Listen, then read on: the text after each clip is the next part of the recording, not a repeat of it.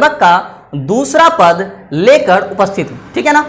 तो जिस प्रकार हम लोगों ने पहले पद को समझने की कोशिश की थी, उसी प्रकार इस वीडियो में हम लोग दूसरे पद को समझने की कोशिश करेंगे। तो सबसे पहले हम आप लोग को इस दूसरे पद को पढ़ के सुना देता हूँ, फिर लाइन बाय लाइन इसके अर्थ को समझने की कोशिश करेंगे। ओके, तो देखते हैं। मुहम्मद यही कभी जोड़ी सुनावा, सुना जो प्रेम पीर गा पावा, जोड़ी लाई रकत के लेई, गाढ़ी प्रीत नैन जल भेई, ओ मन जानी कवित अस किन्हा, मकु यह रहे जगत मह चिन्हा, कहाँ सौ रतन सेनी यस राजा, कहाँ सुवासी बुद्धि उपराजा, कहाँ अलाउद्दीन सुल्तानु, कहाँ राघव जय किन्हु बखानु, कहाँ स्वरूप पद्मावती रानी, कोई न रहा जग रही कहानी, धनी सुपुरुख जस कीर्ति जासु, फूल मरई पै मरे न बासु, कई न जगत जस बेचा, कई न लिन्ह जस मोल, जो यह पढ़े कहानी, हम समरे दुई बोल।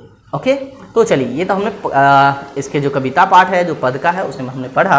अब हम लोग लाइन बाय लाइन इसके अर्थ समझने की कोशिश करेंगे। देखिए, हम लोगों ने देखा था कि प्रथम पद में जो रचनाकार हैं मलिक मोहम्मद जायसी साहब, उन्होंने अपने बारे में ही वर्णन किया था, ठीक है ना। अपने गुणों का वर्णन किया था, अपने बारे में वर्णन करके लोगों को सीख देने की कोशिश की थी। अब हम लोग दूसरे पद को अगर देखते हैं, तो यह भी जो है पद्मावत, जो एक महाकाव्य है, पद्मावत जो कि एक महाकाव्य है, उसी से लिया गया था, उसी से उद्धृत एक पद है जो कि अंतिम छंद से लिया गया है। और इसमें जो है मलिक मोहम्मद जायसी कहते हैं, मुहम्मद यह कभी जोड़ी सुनावा, सुना जो प्रेम पीर गा पावा, जोड़ी लाई रखत के लेई, गाढ़ी प्रीत नैन जल भई। इसमें मलिक मोहम्मद जायसी कहते हैं कि हम जो है अपने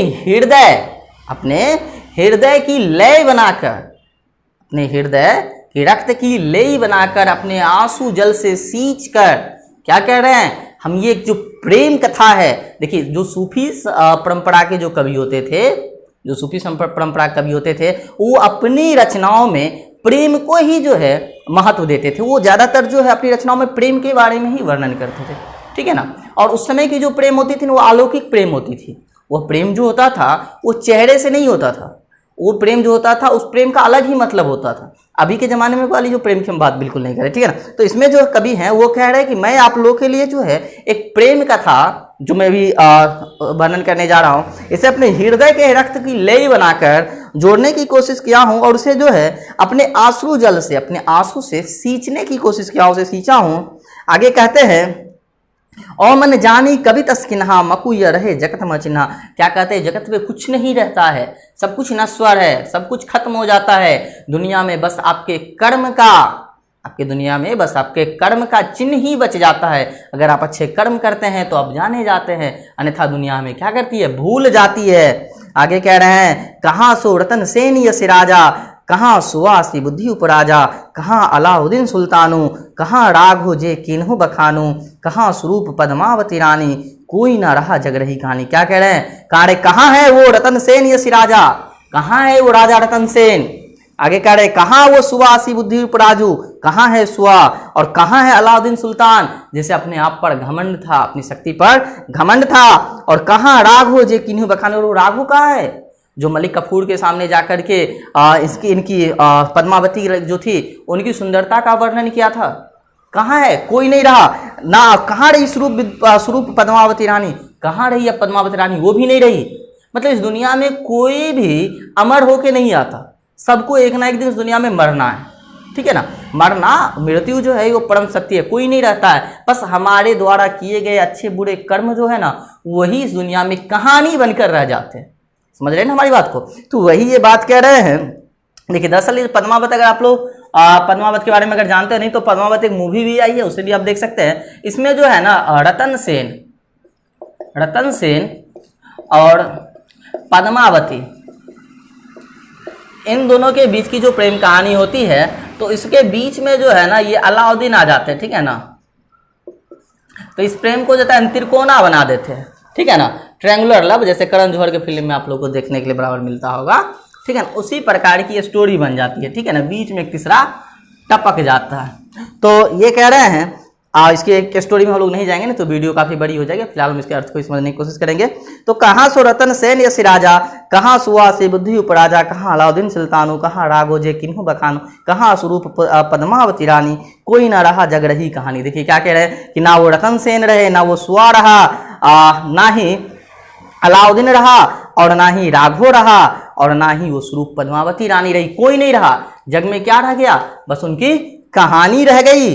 धनी जो पुरुष जस कीर्ति जासु, धनी वही पुरुष हैं, वही पुरुष महान हैं, उन्हीं का जीवन सफल है। जिनकी कीर्ति क्या रही, जिंदा रह गई। उनकी कीर्ति क्या हो गई, मतलब अच्छे कर्म जो है वो क्या रह गए, जिंदा रह गए। अर्थात जिनको अभी भी दुनिया क्या उनके अच्छे कर्मों के लिए जानते हैं, वही धनी है। समझ गए कि नहीं। तो धनी सो पुरुष जस कीर्ति जासु, फूल मरे पे मरे न बासु। फूल मर जाता है, फूल खत्म हो जाती है, लेकिन उनकी सुगंध जो है ना वो संसार में बिखर जाती है, वो कभी नहीं मरती है। कई न जगत जस बेचा, कई न लिन्हे जस मोल, जो यह पढ़े कहानी हम संवरे दो ही बोल। देखिए कवि कहना चाहते हैं कि इस जगत में कोई नहीं रहा है, ठीक है ना, कुछ नहीं रहा है। कवि आगे कहते हैं कि मैंने इस कविता को क्या किया है, अपने कलेजे के खून से सींचा है। जो भी ये कविता को पढ़ेगा, जो भी इस कविता को पढ़ेगा, वह मुझे जरूर स्मरण करेगा, मुझे स्मरण करेगा, इस कविता के पात्रों को स्मरण करेगा, ठीक है ना। कवि का अपना आत्मविश्वास, उन्हें लगता है कि मैंने इस कविता को, इस पद को, इस पद्मावत को इस तरीके से लिखा हूँ, इसको इस तरीके से लिखा हूँ कि इसे सजीव बना दिया हूँ, जो भी इसे पढ़ेगा वह जरूर हमें याद करे, ठीक है ना। तो ये थी बाबू इसके अर्थ, ठीक है ना, भावार्थ। देखिए इस चैप्टर से जो है कुछ महत्वपूर्ण क्वेश्चन जो कि बार बार पूछे जाते हैं, उसको हम लोग अगले वीडियो में वीडियो कवर क्वेश्चन आंसर जो है वो कवर करने की कोशिश करेंगे। देखिए इससे कवि ने अपनी एक आंख की तुलना दर्पण से क्यों की है, काफी ज्यादा इंपॉर्टेंट क्वेश्चन है, बार बार पूछी जाती है। पहले करवक में कलंक कंचन और कांच और कंचन से क्या तात्पर्य। तो छोड़िए, अभी हमें फिलहाल जो है वीडियो काफ़ी बड़ी नहीं बनानी है, क्योंकि बड़ी वीडियो हो जाती है उसे अपलोड करने में काफ़ी प्रॉब्लम्स होती है, इसलिए हम लोग वीडियो को छोटे छोटे ही रखेंगे और आप लोग को भी पढ़ने में इंटरेस्टिंग बना रहेगा, बोरियत नहीं फील होगी। तो अगले वीडियो में हम लोग इसका क्वेश्चन आंसर देखेंगे। फिलहाल तब तक के लिए नमस्कार। और हाँ, जाते जाते एक बात और आपसे कहना चाहता हूँ कि अगर आपको मेरा वीडियो अच्छा लगे तो प्लीज इसे लाइक करें, कमेंट में अपने विचार भी दे, या आपकी कोई टॉपिक जो नहीं समझ पा रहे हैं उसके बारे में आप लिखिए, तो हम लोग कोशिश करेंगे कि इस टॉपिक पर वीडियो बना सके। और हमारे चैनल को सब्सक्राइब करें और ज़्यादा से ज़्यादा सब्सक्राइब करें। इससे क्या होगा, हम लोग का भी मनोबल बढ़ेगा, है ना। और जब हमारा मनोबल बढ़ेगा तो और भी अच्छी तरीके से हम लोग वीडियो बनाने की कोशिश करेंगे आपके लिए, ठीक है ना। तो धन्यवाद। ज़्यादा से ज़्यादा शेयर करना नहीं भूलिएगा, ठीक है ना। इस वीडियो को शेयर करना है, ओके, और खुद भी समझना है और दूसरे को भी समझने में मदद करना है, क्योंकि विद्या बांटने से बढ़ती